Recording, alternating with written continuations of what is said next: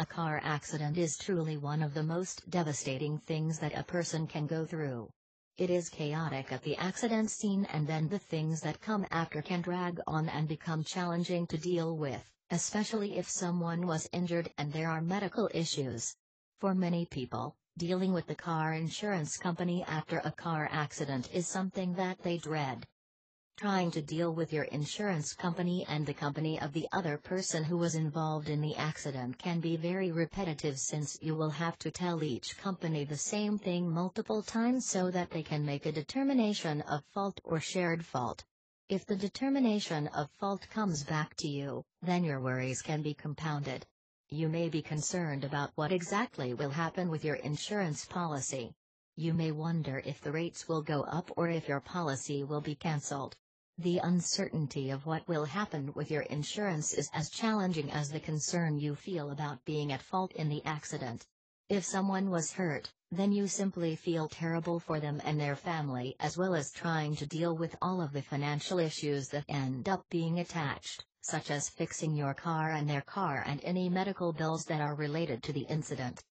Although it won't help with your other concerns, understanding what to expect from your car insurance company if you are at fault in an accident will help with that aspect of your worries. First, you should know that if something is going to change with your policy, it will not happen right away. In fact, it will often not happen until after the case has been settled. In other words, if it takes 6 months for the case to be settled, whatever the company plans to change with your policy most likely won't happen until the next renewal date after the settlement.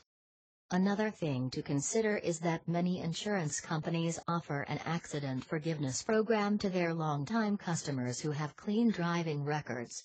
In other words, they may waive any negative actions against your policy for the first accident you have, which means they would not increase your rate or cancel your policy for one accident. It is important to discuss this option with your insurance agent so that you understand any stipulations that are attached.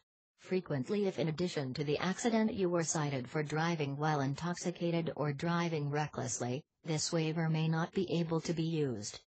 After the claim has been closed, your car insurance company may levy a rate increase or even cancel the insurance policy on the driver who was at fault. Often, the amount of the rate increase is determined by the amount of money that was actually paid out as a settlement of the claim. Most companies will not cancel the policy after one accident, but you should always check your actual policy to determine this. It is more usual that the rates are raised for a set period of time, and then if additional incidents occur, the policy will not be renewed. Share this video and subscribe for more interesting auto insurance tips.